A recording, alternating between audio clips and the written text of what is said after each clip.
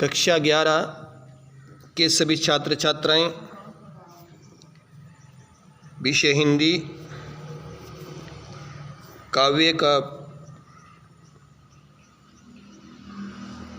शिवा सूर्य, महाकवि भूषण द्वारा रचित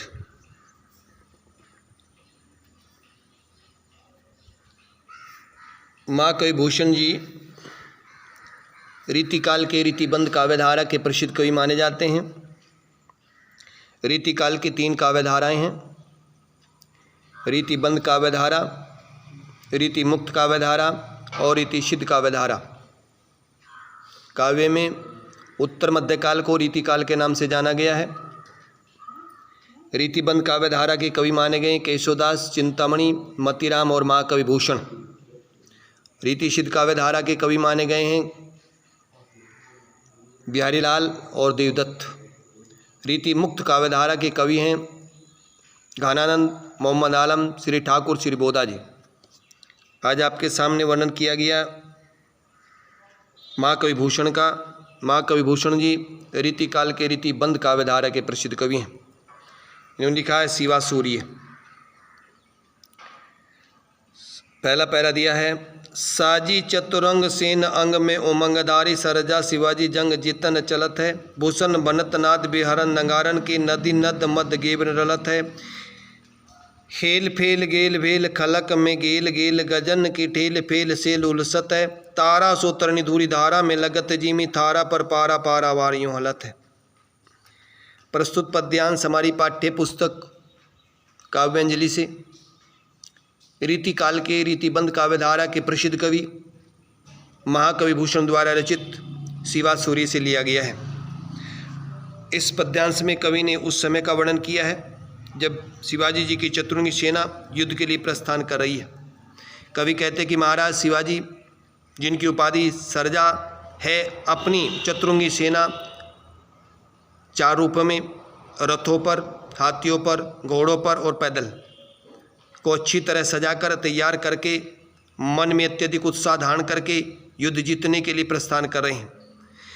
कवि कह रहे हैं कि युद्ध के लिए प्रस्थान करते समय नगाड़े नामक वाद्य यंत्र का अत्यधिक भीषण स्तर हो रहा है।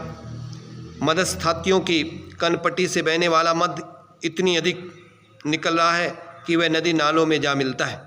कहने का तात्पर्य है कि हाथियों की कनपट्टी से बहने वाले मद की धारा का प्रवाह अत्यंत तीव्र है।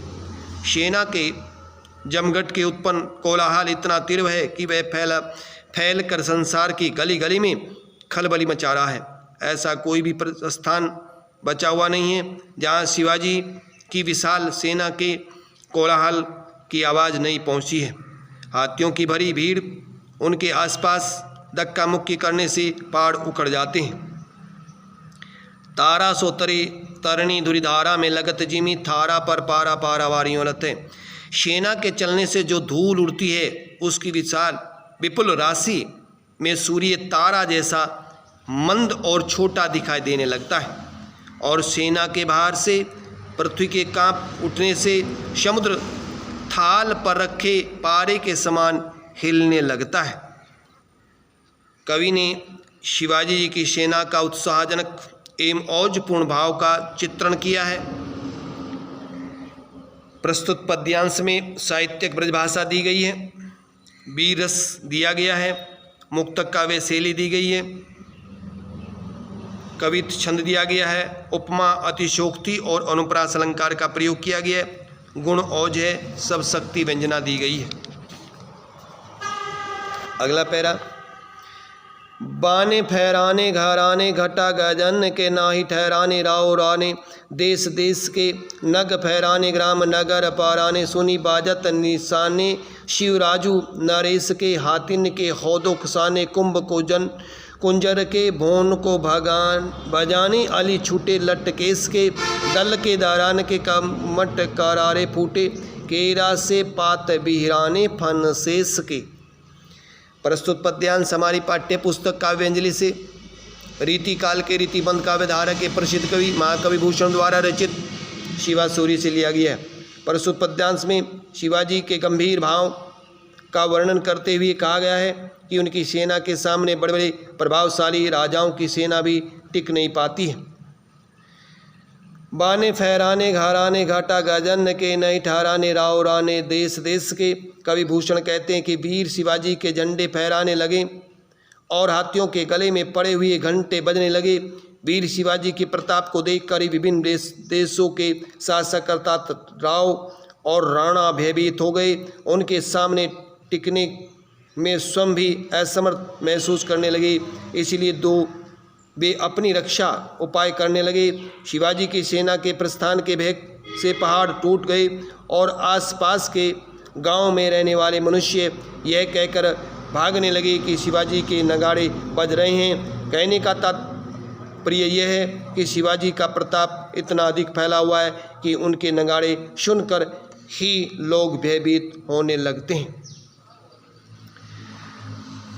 हातिन के हो दुखसाने कुंभ कुंजर के भोन के भाजाने अली छूटे लट केस के दल के दारारन ते कमट कारारे फूटे केरा के से पात बिहराने फन शेष के। हातिन के तेज चाल से उनके होंदों ढीले पड़ गए। हाथियों की कनपटी से बहने वाले मद नामक द्रव्य पर मंडराने वाले भौरे भी अपने अपने घर अर्थात वन प्रदेश को जाने लगे। उड़ते हुए भौरों ऐसे लगे रहे थे कि मानो लटों के खुल जाने से केस बाल इधर उधर लहरा रहे हों। शिवाजी जी की सेना के भार के कारण पृथ्वी को धारण करने वाले कछुए की कठोर पीठ भी टूट गई तथा शेषनाग के फन केले के पत्ते के समान फट गए हों अर्थात कई हिस्सों में विभाजित हो गए हों। शिवाजी की सेना के प्रस्थान के कारण उत्पन्न आतंक का प्रभावपूर्ण वर्णन किया गया है। प्रस्तुत पद्यांत में चित्रात्मक पद में त्रिय एवं नाद सौंदर्य सर्वत्र बिखरा हुआ है। साहित्यक ब्रजभाषा का प्रयोग किया गया है। वीर और भयानक दोनों रस दिए गए हैं। मुक्तक काव्य शैली का प्रयोग किया गया है। उपमा अतिशोक्ति अलंकार का प्रयोग किया गया है। छंद मनोहर कवित छंद दिया गया है। गुण औज है। सब शक्ति व्यंजना दी गई है।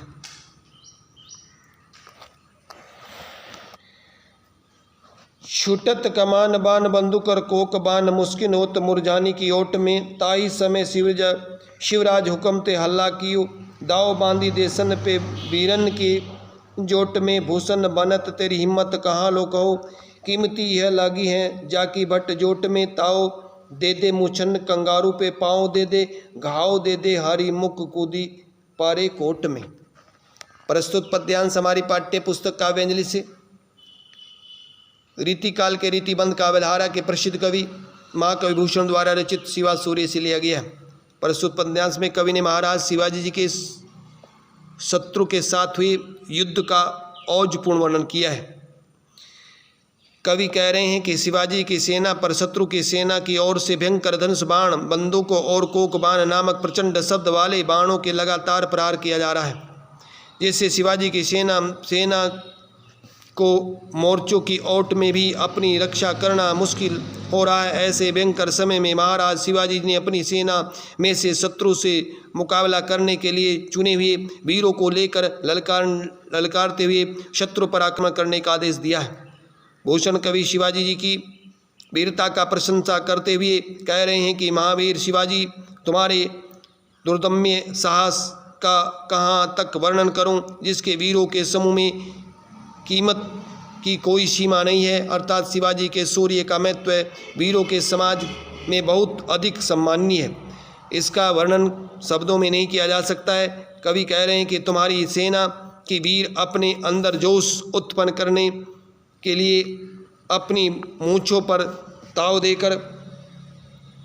दे दे मूछन कंगारू पे पाँव दे दे घाव दे दे अरी मुख कूदी पारे कोट में। अपनी मूँछों पर ताव देकर एवं शत्रु के किले में कंगोरों पर पांव रख कर शत्रु का भयंकर संहार करते हुए किले के अंदर कूद पड़ते हैं। कवि ने शिवाजी जी की वीरता का आंखों देखा वर्णन अपनी कविता में किया है। उनका कहना है कि शिवाजी एवं उनकी सेना की युद्ध कला एवं वीरता अद्वितीय है। प्रस्तुत पद्यांश में शिवाजी एवं शिवाजी की सेना की वीरता का ओजस्वी चित्रण किया गया है।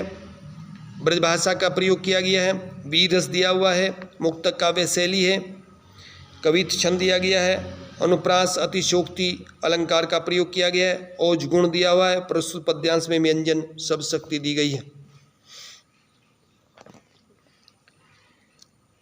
इंद्र निज हेरत फिरत गजेंद्र और इंद्र को अनुजेरे धुन दुग दस दीस को भन भूषण बनत सुर सरिता को हंसेरे बीदी हेरे हंस को चकोर रजनीश को सही ताने सरजा यो करनी करी हेतेवे हो तो अजम्बे देव कोटि 33 को पावत न हेरे तेरे जस में हीराने निज गिरी को गिरी सेरे गिरे जा गिरीश को। प्रस्तुत पद्यांश हमारी पाठ्य पुस्तक काव्यांजलि से रीति काल के रीतिबंध काव्यधारा के प्रसिद्ध कवि महाकवि भूषण द्वारा रचित शिवा सूर्य से लिया गया है।